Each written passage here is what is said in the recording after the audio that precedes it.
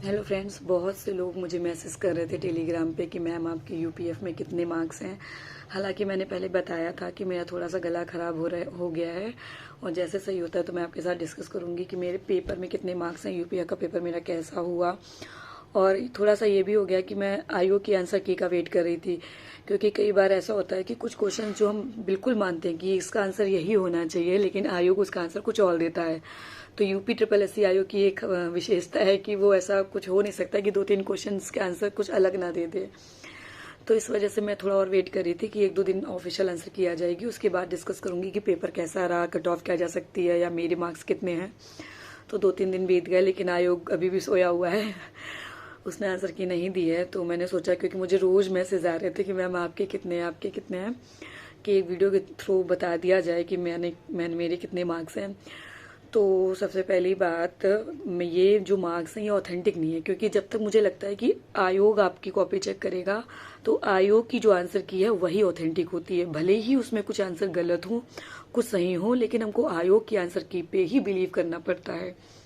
तो मैं पहले आंसर की चेक ही नहीं कर रही थी, लेकिन मुझे इतने मैसेज आ रहे थे, मैम नंबर क्या है, नंबर क्या है। तो जो लोग मुझसे पूछ रहे थे, मैंने अपना पेपर का पीडीएफ बना के उनको ही भेज दिया कि आप ही चेक कर लीजिए, क्योंकि मेरी थोड़ी तबीयत खराब हो गई थी। तो मैंने अपनी आंसर की नहीं चेक की थी। बाद में जब मुझे मार्क्स मेरे बताए गए तो उसके बाद मैंने उठा के देखी और मैंने सर को भी भेजी थी अपनी आंसर की क्वेश्चन पेपर। तो उस हिसाब से जो भी मेरे मार्क्स आए हैं तो वो लोगों ने बताया। उसके बाद मैंने दोबारा से रीचेक की। तो सबसे पहली बात, आपने अगर पेपर दिया होगा तो आपको पता होगा उसमें 2 क्वेश्चन पेपर में गलत आए थे। जो गलत क्वेश्चंस थे, एक से रुके मैं पेपर लेके बैठी हूँ। एक शायद गलत था कि क्योटो प्रोटोकॉल वाला आया था, उसमें 1927 दे रखा था कि 1927 में हस्ताक्षरित जो प्रोटोकॉल था उसमें कार्बन व्यापार की अनुमति किस में दी गई थी। तो इसका आंसर क्योटो होना चाहिए था, लेकिन उसमें 1927 दे रखा था, उसमें 1997 होना चाहिए था। तो ये भी मैंने अटेम्प्ट कर दिया था, इसलिए क्योंकि अगर इसका ये फुल मार्क्स मिलते हैं या इस क्वेश्चन को डिलीट किया जाता है तो दोनों ही परिस्थितियों में मेरा वो नंबर काउंट हो। तो मैंने ये क्वेश्चन अपने नंबर में नहीं जोड़ा है। आयोग इसका जो भी आंसर देगा उस हिसाब से मैं इसको काउंट करूंगी। एक ये क्वेश्चन हो गया, और एक क्वेश्चन था कोई वन नीति का था अतिक्रमण, इसमें कौन सा शामिल नहीं है, मतलब आरक्षित वनों में। आप लोग को याद होगा वो क्वेश्चन गलत आया हुआ है, क्योंकि जो आरक्षित वन होते हैं उसमें किसी की अनुमति नहीं थी।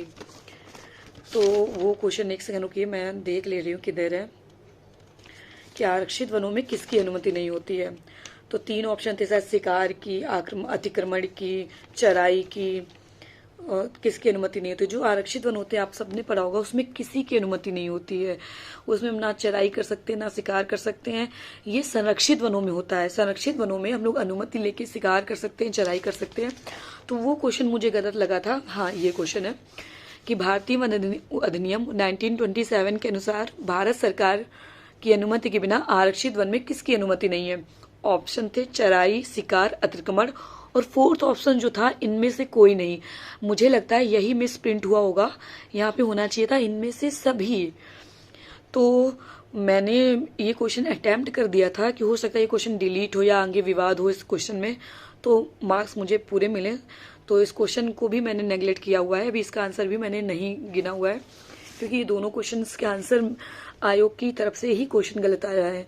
तो इन दोनों को छोड़ के जो मेरे मार्क्स बन रहे हैं, मैं एक बार फिर से कहना चाहती हूँ, बहुत मैंने जैसे मेरे जो मार्क्स 1-2 लोगों ने पूछे, अभी तक मुझसे पूछ रहे थे, मैं उनसे बता रही थी, तो मतलब मुझे ही उल्टा बोल रहे थे कि इसमें इतने कैसे आ सकते हैं। ये तो मैं मतलब ये यूट्यूब वीडियो बना रही हूँ, इसकी वजह से मैं बढ़ा के बता रही हूँ, ऐसा कुछ भी नहीं है।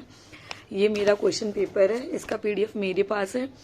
किसी को भी चाहिए हो मेरे क्वेश्चन का पीडीएफ, मुझे टेलीग्राम पे मैं लिंक शेयर कर दूंगी अपने चैनल का, मुझे डीएम कर दीजिएगा, मैं अपने क्वेश्चन पेपर का पीडीएफ आपको सेंड कर दूंगी।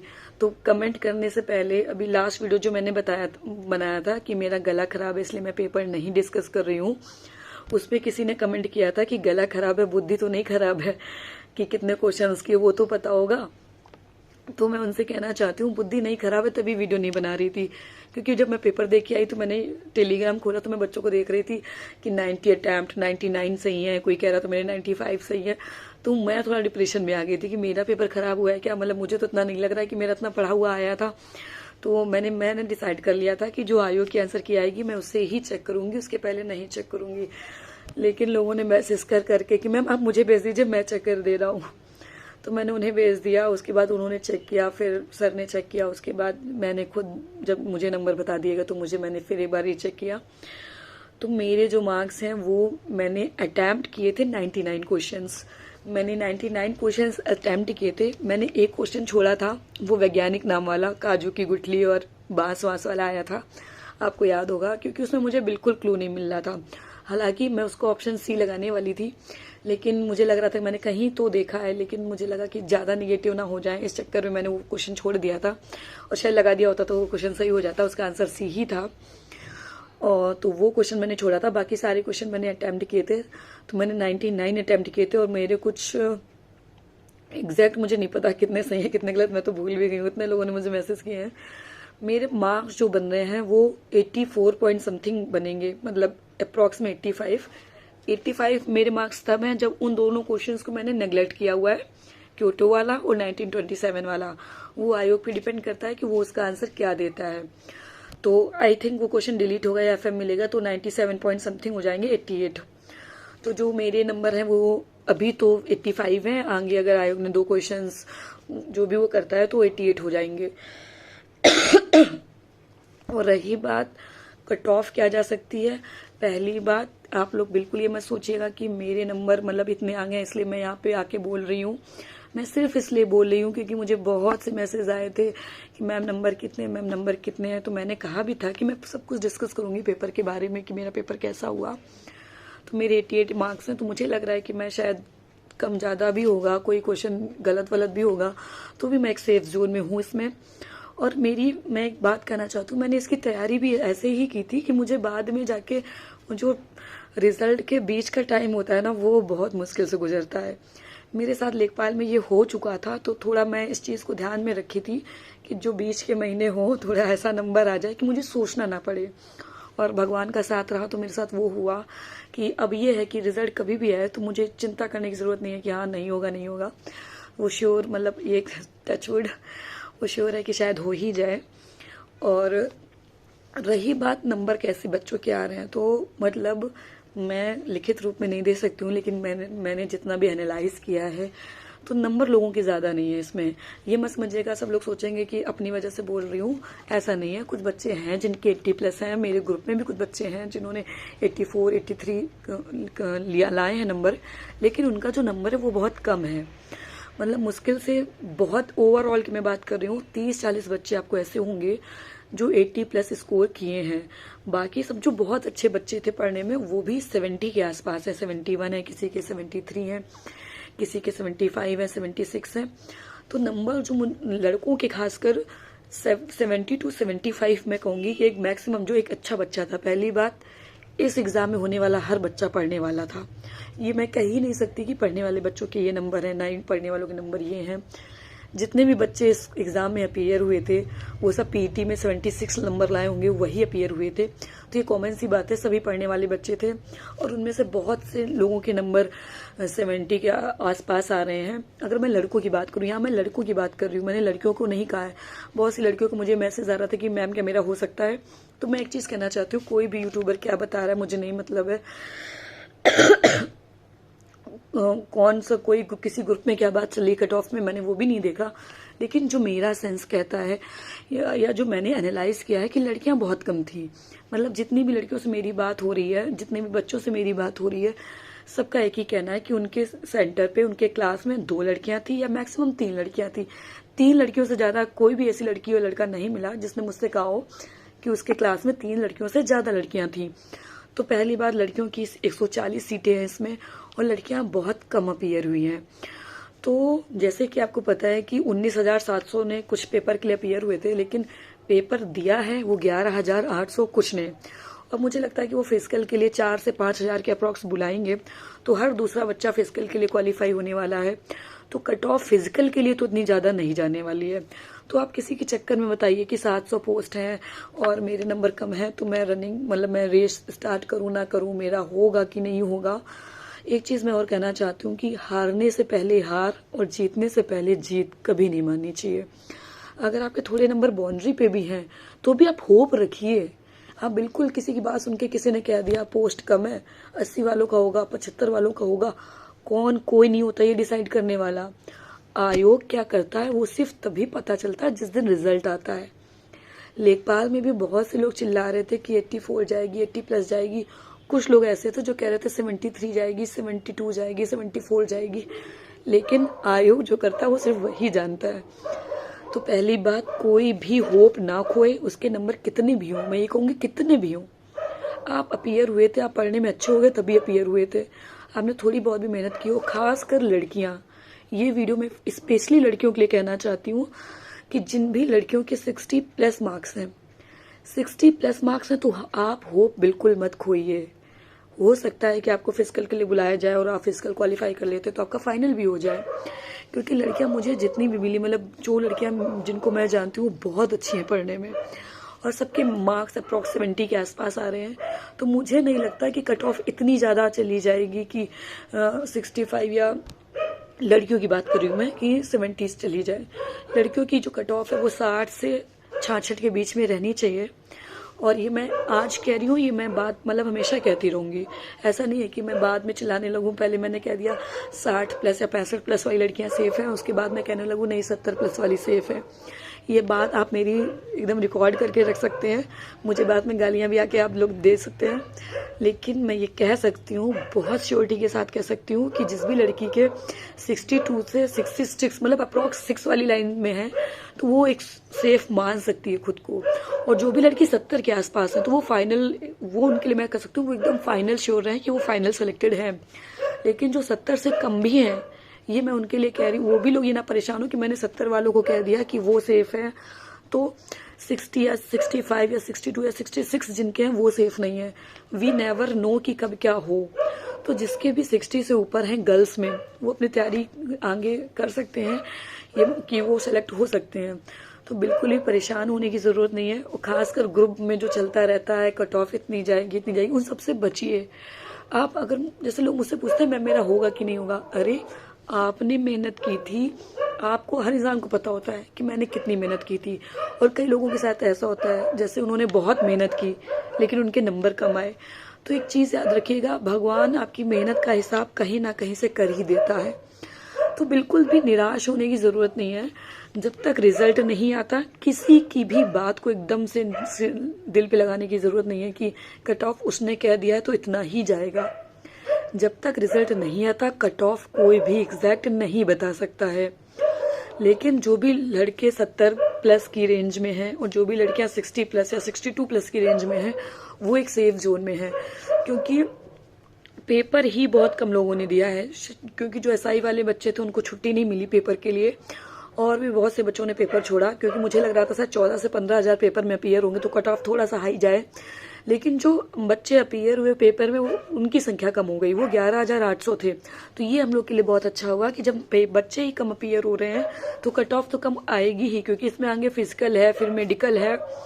तो बिल्कुल भी परेशान होने की ज़रूरत नहीं है। आप सभी जितने भी बच्चे थे, लड़के जिनके 70 प्लस हैं और लड़कियां जिनके 62 प्लस हैं, सभी अपने आप को एक सेफ मान सकते हैं। और होप नहीं खोना है, मतलब कोई कुछ भी कहे आप खुद पे विश्वास रखिए कि आपका होएगा। तो जितने भी लोग मेरे नंबर पूछ रहे थे तो आई होप आपका वो डाउट क्लियर हो गया होगा। आयोग की जो आंसर की आएगी उससे देखते हैं कि नंबर बढ़ते हैं या कम होते हैं। क्योंकि लेखपाल में ऐसा हुआ था कि जो पहली आंसर की आई थी उससे मेरे नंबर ज़्यादा हो रहे थे। आयोग की मैंने आयोग की आंसर की ही से मैच किया था, तो जो उनकी पहली आंसर की आई थी उससे मेरे नंबर 81 82 हो रहे थे, और जो उनकी रिवाइज्ड आंसर की आई थी उससे मेरे नंबर कम हो गए थे। तो इसलिए मैंने इस एग्ज़ाम में सोच रही थी कि मैं अपनी आंसर की नहीं मैच करूंगी, लेकिन फिर भी बच्चों ने इतने मैसेज किए कि मुझे मैच करनी पड़ी। हालांकि भगवान की कृपा है कि थोड़ा सेफ जोन में हूँ, और क्योंकि वो जो बीच का दौर होता है ना वो मैंने बहुत मुश्किल से झेला है। मतलब यूट्यूब पे देख देख के मेरी मम्मी देखा करती थी, मैं मम्मी को मना करती थी अरे ठीक है जो ना हो। तो मेरे दिमाग में एक चीज़ सेट थी कि इस एग्ज़ाम में मुझे इतना स्कोर करना है कि मैं एक सेफ जोन में रहूँ। तो वो मेरे साथ हो गया है कि फाइनली मतलब होना हो जो भी हो। लेकिन हाँ, मार्क्स के लेके चिंता नहीं करनी पड़ेगी, वो सब भगवान की कृपा है। ये ज़रूरी नहीं कि मैंने मेहनत की थी, मुझसे ज़्यादा मेहनत बच्चों ने की है। मैं एक बात और क्लियर करना चाहती हूँ, मेरे मार्क्स अगर थोड़े बहुत भी ठीक आए, हालांकि मतलब जब मैं पेपर दे रही थी तो मेरे मन में ऐसे आ रहा था कि पेपर तो ठीक आया, ऐसा नहीं मेरे बहुत ज़्यादा मार्क्स आ जाए, लेकिन वो नहीं हुआ। तो इसको आप लोग बिल्कुल ही मत समझिएगा कि आपने मेहनत नहीं की। मुझसे बहुत ज़्यादा मेहनत करने वाले बच्चे हैं यहाँ पे, जिन्होंने मुझसे बहुत ज़्यादा मेहनत की। सबसे बड़ी बात होती है आपका दिन कैसा था, वो भगवान, एक होता है लक, जो भी आपका दिन कैसा है, भगवान की कृपा, सब कुछ। आपका एक एग्ज़ाम जब बेहतर होता है तो आपके पीछे नहीं पता कि कितने लोगों की मेहनत आपके पीछे होती है। उन सभी लोगों का शुक्रिया जिन्होंने ये जो एग्ज़ाम की जर्नी रही है, जब से सिलेबस आया और एग्ज़ाम होने तक, जिन्होंने मेरा साथ दिया, जिन्होंने मुझे सपोर्ट किया, उन सभी लोगों का तहे दिल से शुक्रिया। और सबसे पहले मैं अपनी मम्मी को बहुत ज़्यादा थैंक यू बोलना चाहूँगी, क्योंकि ये वीडियो, जो मेरे जितने भी वीडियो होते हैं वो मेरी मम्मी ज़रूर देखती हैं, और शायद मैं उनको अभी तक सामने से बोल नहीं पाई, तो मैं वीडियो के थ्रू बोलना चाहती हूँ कि मम्मी ने मेरी बहुत सपोर्ट किया है। सब लोग ये देखते हैं कि आज इंसान किस जगह पे है, लेकिन उसके पीछे कितने लोगों की मेहनत होती है उसको सब लोग भूल जाते हैं। तो मेरी मम्मी ने मेरे लिए बहुत मेहनत की है, बहुत मेहनत की है। एक ऐसे मोमेंट पे जहाँ मुझे लगता था कि मैं कुछ शायद ना कर पाऊँ, वहाँ पे सिर्फ और सिर्फ मेरी मम्मी ने मैंने मेरे लिए बहुत मेहनत की है। हर एक चीज़ पे उन्होंने मुझे सपोर्ट किया है, हर एक मोमेंट पे उन्होंने मुझे सपोर्ट किया है। मैं कुछ भी बोलूँ, मतलब कि मुझे ये करना है।